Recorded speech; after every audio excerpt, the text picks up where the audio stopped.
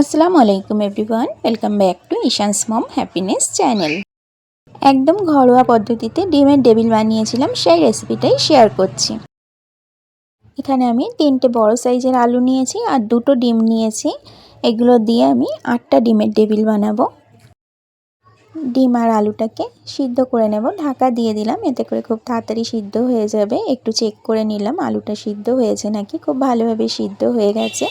তো একটু ঠান্ডা করে নিয়েছি। ঠান্ডা হয়ে যাওয়ার পর ডিমের খোসাগুলোকে ছাড়িয়ে নেব আর আলুর খোসাগুলোকেও খুব ভালোভাবে ছাড়িয়ে নেব। এটা আমি ইফতারে বানিয়েছিলাম, যেহেতু রমজান মাস চলছে, তো আপনারা যে কোনো টাইমে এটা বানিয়ে নিতে পারেন। এটা খেতে খুব ভালো হয়, বাচ্চা বড় সবাই এটা খেতে ভীষণ ভালোবাসে। খুব ভালোভাবে আলু আর ডিমের খোসা ছাড়ানো হয়ে গেছে। আর একটু পানি দিয়ে আমি একটু ভালোভাবে ধুয়ে নিলাম। একটা ডিমকে আমি 4টে টুকরো করব, আপনারা চাইলে 2টো টুকরো বানাতে পারেন। 2টো ডিমকে আমি মোট 8টা টুকরো করে নিয়েছি। এটাকে একটা সাইডে রেখে আলুটাকে খুব ভালোভাবে হাতের সাহায্যে ম্যাশ করে নিচ্ছি। আলুটা খুব ভালোভাবে ম্যাশ করা হয়ে গেলে এখানে ওভেনটাকে অন করে নিয়েছি, একটা কড়াই বসিয়ে দিয়েছি। কড়াইটা গরম হয়ে গেলে এখানে আমি পরিমাণ মতো সরিষার তেল দিয়ে দিলাম, ওই 3 টিস্পুন হবে। আর একটা বড় সাইজের পেঁয়াজকে ছোট ছোট করে কেটে রেখেছিলাম, সেটাকে দিয়ে দিলাম। পেঁয়াজটাকে একটু লাল লাল করে ভেজে নেব, তারপর আগে থেকে ম্যাশ করে রাখা আলুটাকে আমি এর মধ্যে দিয়ে নেব। এই তো পেঁয়াজটা লাল লাল করে ভাজা হয়ে গেছে, আগে থেকে ম্যাশ করে রাখা আলুটা দিয়ে দিলাম। এরপর পেঁয়াজ আর আলুটাকে খুব ভালোভাবে আমি তেলের উপর ভাজা ভাজা করে নেব। এটা দেখতে একদম লাল লাল হয়ে যাবে, যেহেতু পেঁয়াজটা লাল লাল করে ভেজেছি। আর এখানে কিছু মশলা আমি ইউজ করব। এখানে আমি লবণ দিয়ে দিচ্ছি, 1/3 টিস্পুন লবণ দেব এখানে আমি। একদম অল্প পরিমাণে একটু হলুদ গুঁড়ো দিয়ে দিলাম, এতে করে কালারটা খুব ভালো আসবে। এরপর আগে থেকে আমি একটা মশলা রেডি করে রেখেছিলাম। আগের ভিডিওতে আমি দেখিয়েছিলাম যখন মশলাটা রেডি করেছিলাম। গোটা ধনিয়া, গোটা জিরা, গোটা গোলমরিচ আর শুকনো লঙ্কা শুকনো খোলায় ভেজে গুঁড়ো করে নিয়েছিলাম, সেটাই আমার রাখা ছিল। 1 টিস্পুন দিয়ে দিলাম। এই মশলাটা আমি অনেক রান্নাতেই ব্যবহার করি, সে কারণে একটু বেশি করেই বানিয়ে রাখি। তো খুব সুন্দরভাবে আলুটা একদম ভাজা ভাজা হয়ে গেছে। গ্যাসের ফ্লেমটাকে এরপর আমি অফ করে দিলাম। এটাকে একটু ঠান্ডা করে নেব, যাতে হাত দেওয়ার মতো হয়। এটা খুব ভালোভাবে ঠান্ডা হয়ে গেছে। এরপর একে একে এগুলোকে আমি বানিয়ে নেব। আমার চ্যানেলে অনেক রকমের তেলে ভাজা পাকোড়ার রেসিপি দেওয়া আছে, আপনারা দেখতে চাইলে আমার চ্যানেলটাকে ভিজিট করতে পারেন। আমার চ্যানেলে গিয়ে প্লেলিস্টে একটু চেক করে নেবেন, ওখানে দেওয়া আছে পাকোড়ার প্রচুর রেসিপি দেওয়া আছে। আর আমি যে কোনো রান্না ভীষণ সহজভাবে বানাতে বা দেখাতে পছন্দ করি, তো সব রান্নাগুলোই ভীষণ সহজভাবে আপনারা দেখে বানিয়ে নিতে পারবেন।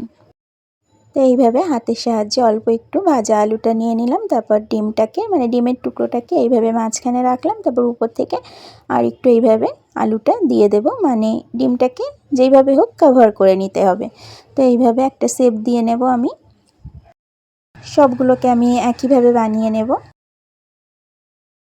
আরও একটা আমি সুন্দর করে বানিয়ে দেখাচ্ছি।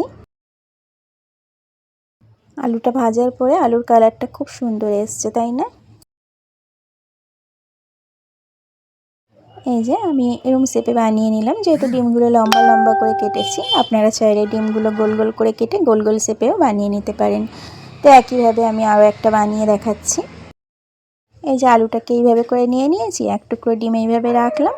এরপর উপর থেকে আরেকটু আলু দিয়ে সব দিকটা একইভাবে আমি কভার করে নেব। আমার তো এই ডিমের টেবিলটা খেতে ভীষণ ভালো লাগে। এটা কিন্তু ডাল ভাতের সাথেও খেতে ভালো লাগে, আবার ফ্রাইড রাইস বা পোলাওয়ের সাথে খেতেও কিন্তু ভীষণ ভালো লাগে। আর সন্ধ্যাবেলা তো শুধু শুধু খেতে ভালোই লাগে মুড়ি টুড়ির সাথে।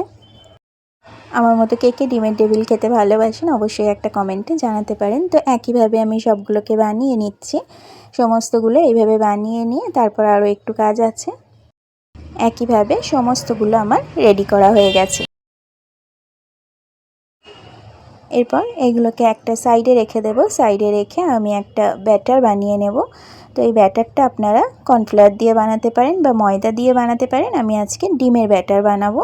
তো আর এখানে ব্রেড ক্রাম্বস নিয়েছি, সেটাকে দেখিয়ে দিলাম। এখানে আমি 2টো ডিম ইউজ করছি, আপনারা যেই পরিমাণে বানাবেন সেই পরিমাণে নিয়ে নেবেন। আর এগুলোকে আমি সবগুলোকেই আজকে ডাবল কোট করব। আপনারা চাইলে একবার করেও কোট করে নিতে পারেন।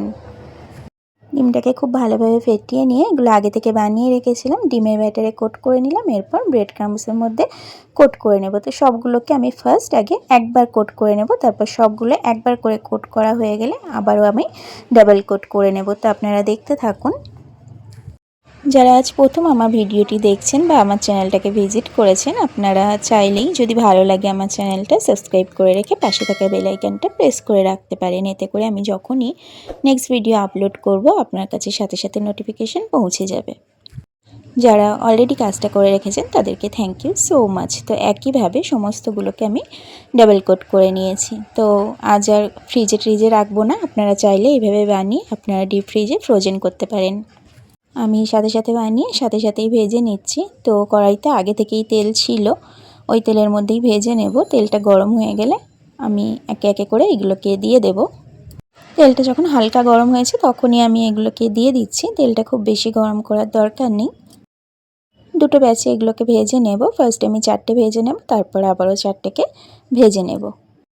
গ্যাসের ফ্লেমটাকে আমি মিডিয়ামে রেখেছি। একটা দিক হয়ে গেলে একে একে করে আমি উল্টে দুটো দিক একটু লাল লাল করে ভেজে নেব। যে যেরকম কালার রাখতে চান সেই হিসেবে ভেজে নেবেন। কেউ একটু ডিপ কালার করতে চাইলে একটু বেশি ভাজবেন, কেউ একটু হালকা কালার করতে চাইলে একটু আগে উঠিয়ে নেবেন তেল থেকে। এই 4টে খুব ভালোভাবে ভাজা হয়ে গেছে। এই 4টেকে উঠিয়ে নিয়ে বাদবাকি যে 4টে আছে সেই 4টেকে আমি একইভাবে ভেজে নিচ্ছি। আজকের রেসিপি কেমন লাগলো অবশ্যই একটা কমেন্টের মাধ্যমে জানাতে পারেন। সবগুলো খুব সুন্দরভাবে ভাজা হয়ে গেছে। এরপর আমি একটু সুন্দর করে সার্ভ করে নেব। তো আজকের ভিডিও এইটুকু। আবারও দেখা হবে নতুন কোনো ভিডিওতে নতুন কোনো রেসিপির সাথে। সবাই খুব ভালো থাকবেন, আমার জন্য দোয়া করবেন, আমিও আপনাদের জন্য অনেক অনেক দোয়া করব।